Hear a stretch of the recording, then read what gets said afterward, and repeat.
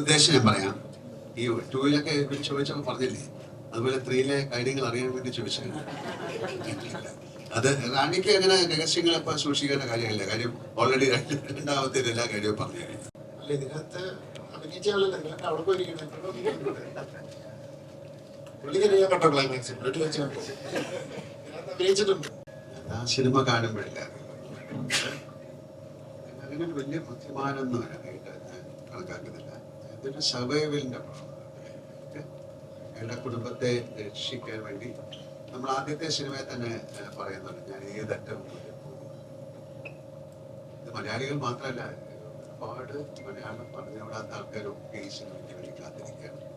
നമ്മൾ പല ഭാഗത്തും സഞ്ചരിക്കുമ്പോൾ കാര്യം ഇത് ദൃശ്യം ഹിന്ദിയിൽ കണ്ട ആൾക്കാരുണ്ട്, തെലുങ്കിൽ കണ്ട ആൾക്കാരുണ്ട്.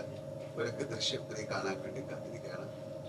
അവർക്കറിയണം ജോർജ് കുട്ടിക്ക്, അവരുടെ ഫാമിലിക്ക്, അല്ലെങ്കിൽ ഗീതാ പ്രഭാകറിന്റെ അവരുടെ ഫാമിലിക്ക് എന്ത് സംഭവിച്ചു, അവർക്ക് നീതി കിട്ടിയോ, അല്ലെങ്കിൽ ആരാണ് ജയിക്കുന്നത്. അപ്പൊ 4ാം ക്ലാസ്സുകാരന്റെ ബുദ്ധി എന്ന് പറയുന്നത് അതൊരു 1-ലും 2-ലും നിങ്ങൾ കണ്ടു. 3-ൽ അയാൾ എങ്ങനെയാണെന്നുള്ളത് ഇപ്പൊ പറയാൻ പറ്റുമില്ല. കാര്യം അത് എന്തായാലും അതിനൊരു കൾമിനേഷൻ എന്ന് പറയാം. അതിനൊരു എല്ലാവർക്കും ഉള്ളതുപോലെ ഒരു ഭയത്തോടെ ജീവിക്കുന്ന ഒരാളാണ് ജോർജ്. നമ്മുടെ ട്രെയിലറിലൊക്കെ അത് പറയുന്നുണ്ട്, എനിക്ക് ഭയമാണ്, എന്റെ പുറകിൽ ഒരുപാട് ആൾക്കാരുണ്ട്. ആ ഭയത്തോടെ ജീവിക്കുന്ന ഒരാൾക്ക് എങ്ങനെയെങ്കിലും അത് സ്റ്റോപ്പ് ചെയ്യണമെന്ന് ഭയങ്കര ആഗ്രഹമുണ്ടാവും. ഈ 13 വർഷങ്ങളുടെ കുട്ടികൾ 13 വയസ്സിൽ കൂടിയിരിക്കുന്നില്ല, 13.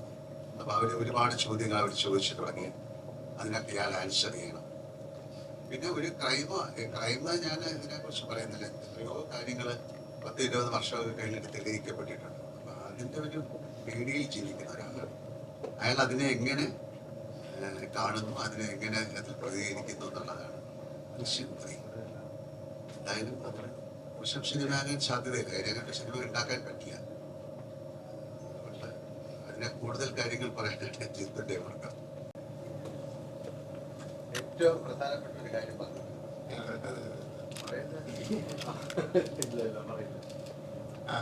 ദൃശ്യം 3 എന്താ പറയാ, എല്ലാവർക്കും അറിയേണ്ടത് എത്ര ട്വിസ്റ്റ് ഉണ്ട്, എത്ര സസ്പെൻസ്, എന്തൊക്കെയാണ് ഇത്, അങ്ങനെ ഇങ്ങനെയാണ്. ഞാൻ ദൃശ്യം ഫസ്റ്റ് ഇറങ്ങിയപ്പോൾ തൊട്ട് ഞാൻ പറയുന്നൊരു കാര്യമുണ്ട്, അതൊരു ഇമോഷണൽ ഡ്രാമയാണ് എന്ന്. അതിന്റെ കാരണം 2 ഫാമിലിയിൽ 2 അമ്മമാരുടെ ഇമോഷൻ, 2 അച്ഛന്മാരുടെ ഇമോഷൻ, പിന്നെ കുട്ടികളുടെ ട്രോമ, ഇമോഷൻ, അതാണ് ശരിക്കും ഈ സിനിമയെ പ്രതിപാദിക്കുന്ന വിഷയം.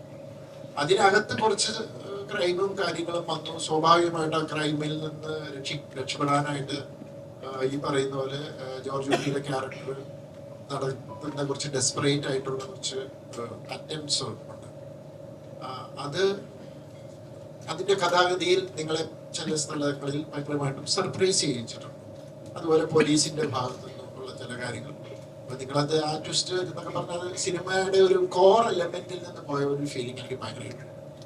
അപ്പോൾ 1 ആയാലും 2 ആയാലും 3 ആയാലും ഞാൻ ഇതിനെ, ഈ ഫ്രാഞ്ചൈസിനെ ഇതൊരു ഇമോഷണൽ ഡ്രാമയായിട്ട് ഞാൻ കൺസിഡർ ചെയ്തിരുന്നു.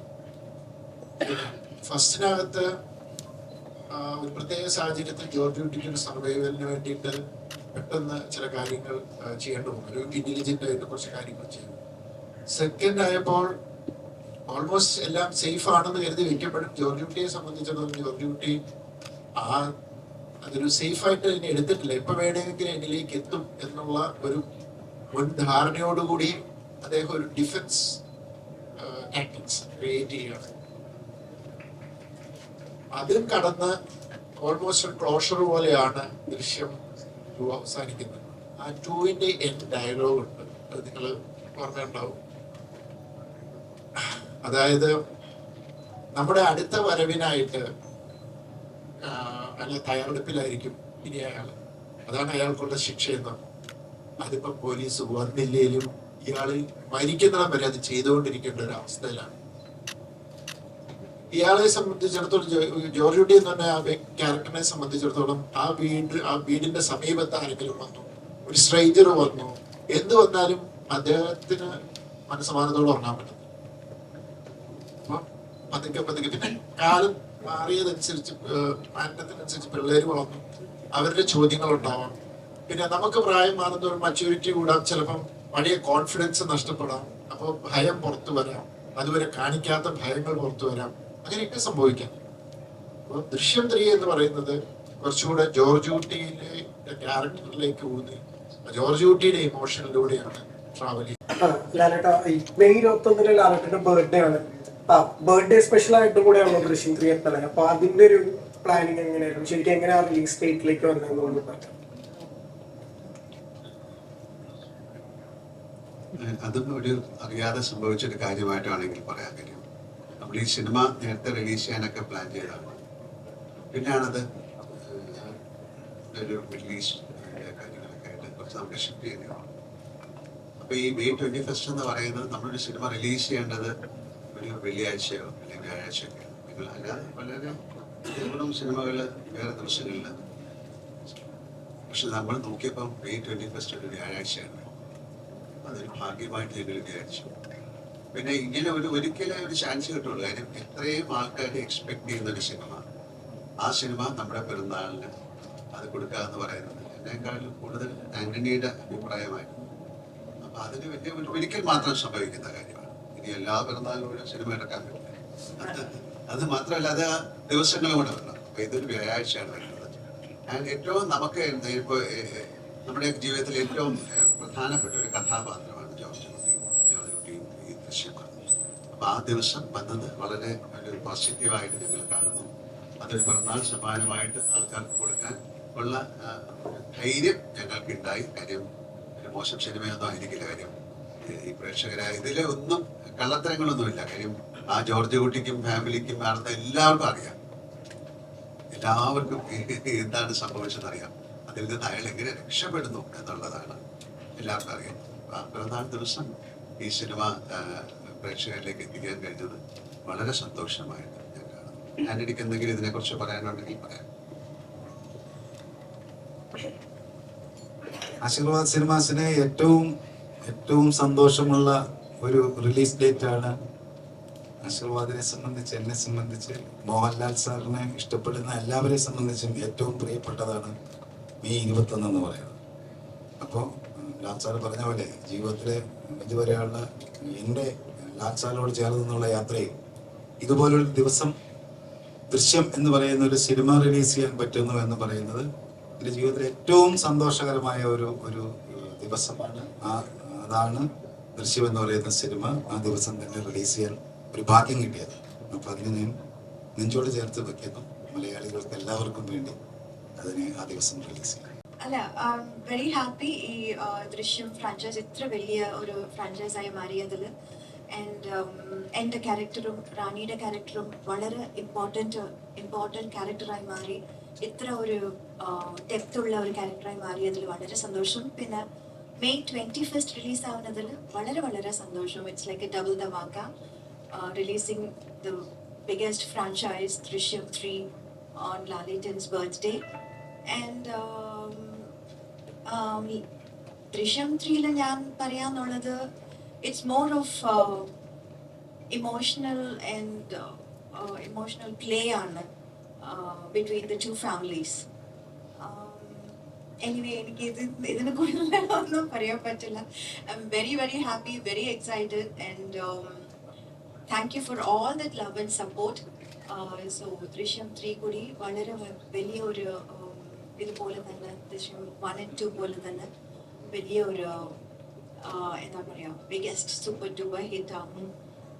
നിങ്ങളുടെ എക്സ്പെക്ടേഷൻസ് പൂർത്തി ചെയ്യാൻ ഞങ്ങൾ ശ്രമിച്ചു.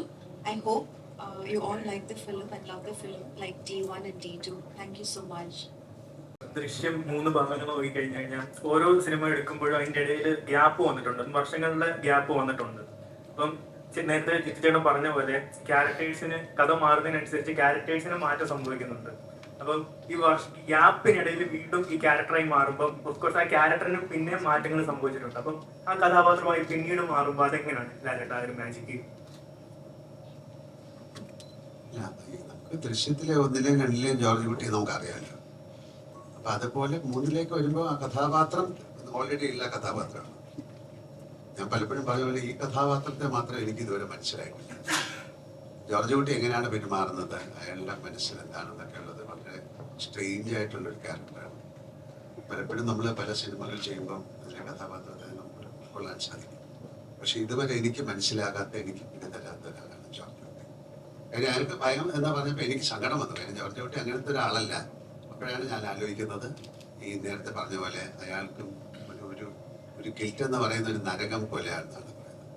ഗിൽറ്റ് സ്ട്രൈക്കിൽ അതിങ്ങനെ നിങ്ങളെ ഹോണ്ട് ചെയ്തുകൊണ്ടിരിക്കും. അയാൾ ഒരു മർഡർ ഒന്നും ചെയ്ത ആളല്ല, അയാളൊരു ക്രൈം കമ്മിറ്റ് ചെയ്ത ആളല്ല, അയാൾ ആ കുടുംബത്തിന് വേണ്ടി ജീവിക്കുന്ന ആളാണ്. പക്ഷെ എത്ര നാൾ അയാൾ ഹോൾഡ് ചെയ്യും? അവരുടെ കുട്ടികളെ ക്വസ്റ്റ്യൻ ചെയ്യാൻ തുടങ്ങുന്നുണ്ട്. എന്താണ്, ഞങ്ങൾക്ക് എന്താ സംഭവിക്കുന്നത്? ഇതിനൊരു അവസാനം ഒരു എല്ലാ കുറ്റപ്പെടുത്തലുകളും അയാളിലേക്ക് വരാൻ സാധ്യതയുണ്ട്. കാര്യം നിങ്ങൾ കാരണമാണ് ഞങ്ങൾ ഇത് സഹിക്കുന്നത്. അതിൻ്റെ ഒരു കൾമിനേഷൻ, എല്ലാത്തിനും ഒരു അവസാനം വേണം എന്നാഗ്രഹിക്കുന്ന ഒരു കഥാപാത്രമാണ് ജോർജ് കുട്ടി. അപ്പൊ അങ്ങനെ ആഗ്രഹിച്ചു. അതിന് എന്താണ് സംഭവിക്കുന്നതെന്നുള്ളത് ഇപ്പൊ എനിക്ക് പറയാം. ജോർജ് കുട്ടിക്ക് എന്താ സംഭവിച്ചു? ജോർജ് കുട്ടി ഒരു ഭീരുവല്ല. കാര്യം അയാൾക്ക് ഓൾറെഡി അയാൾക്ക് അറിയാം എന്നാലും ഇത് എക്സ്പെക്ട് ചെയ്തൊരു ലൈക്ക് ഡെത്ത് പോലെയാണ്. മരണം നമുക്ക് സംഭവിക്കുന്ന അറിയാം, പക്ഷെ എന്ന് സംഭവിക്കും നമുക്കറിയില്ല. പക്ഷെ അതിനൊരു ഫിയർ ഉണ്ടാവും, അല്ലേ? ഞാൻ മരിച്ചു കഴിഞ്ഞാൽ എന്ത് സംഭവിക്കുന്നു? പക്ഷെ അത് അൺഅവോയ്ഡബിൾ ആയിട്ടുള്ളൊരു കാര്യമാണ്. പക്ഷെ ഇങ്ങനെ ഒരു കഥാപാത്രത്തിലേക്ക് എത്തിപ്പെട്ടതിൽ വളരെ വളരെ സന്തോഷം. 1, 2 കഴിഞ്ഞ് 3 നിൽക്കുന്നതിൽ ഒരുപാട് സന്തോഷം. ഗീതാ പ്രഭാകർ ഭയങ്കര സ്ട്രോങ് ആയിട്ടുള്ള ഒരു ലേഡി ആയിരുന്നു, ഓഫ് കോഴ്സ് 1ലും 2ലും ഒക്കെ. പക്ഷെ അവരുടെ ഒരു ട്രാവൽ എന്ന് പറഞ്ഞാൽ അവരുടെ മകനെ നഷ്ടപ്പെട്ടിട്ട് ജീവിക്കുന്ന ഒരു അമ്മയാണ്. അവരുടെ ഒരു അമ്മ കൂടിയുണ്ട്. അപ്പൊ ആ അമ്മ എങ്ങനെ അത് സഹിക്കുന്നു, അല്ലെങ്കിൽ അവരിലുള്ള പോലീസ് ഓഫീസർ അതെങ്ങനെ സഹിക്കുന്നു എന്നുള്ളതൊക്കെ തീർച്ചയായിട്ടും എൻ്റെയും ഉള്ളിലുള്ള കാര്യം. എനിക്ക് എല്ലാ പ്രേക്ഷകരെയും പോലെ ഞാനൊരു പ്രേക്ഷക എന്ന നിലയിൽ എൻ്റെയും ഉള്ളിലുള്ള കാര്യമാണ്. വി വിൽ സീ 21st നമുക്ക് കാണാം എങ്ങനെയായിരിക്കും. പക്ഷെ വിനയുടെ കഥാപാത്രം ഞങ്ങൾക്ക് ആർക്കും അറിയില്ല. ആ പുതിയ കുടുംബത്തിലേക്ക് എത്തിക്കഴിഞ്ഞപ്പോൾ ഒരു സന്തോഷം ആ കഥാപാത്രം. എല്ലാവർക്കും നമസ്കാരം, ഗുഡ് ഈവനിങ്. ഞാനിതിലൊരു ഇൻവെസ്റ്റിഗേറ്റീവ് ജേർണലിസ്റ്റിന്റെ ക്യാരക്ടറാണ് ചെയ്യുന്നത്. നിങ്ങളെല്ലാവരെയൊക്കെ പോലെ തന്നെ. അതിന് കൂടുതൽ എനിക്കൊന്നും പറയാനില്ല. പിന്നെ വളരെയധികം സന്തോഷം ദൃശ്യം പോലത്തെ ഒരു സിനിമയിൽ ഒരു പുതിയ അഡീഷൻ ആവാൻ പറ്റിയതിന്.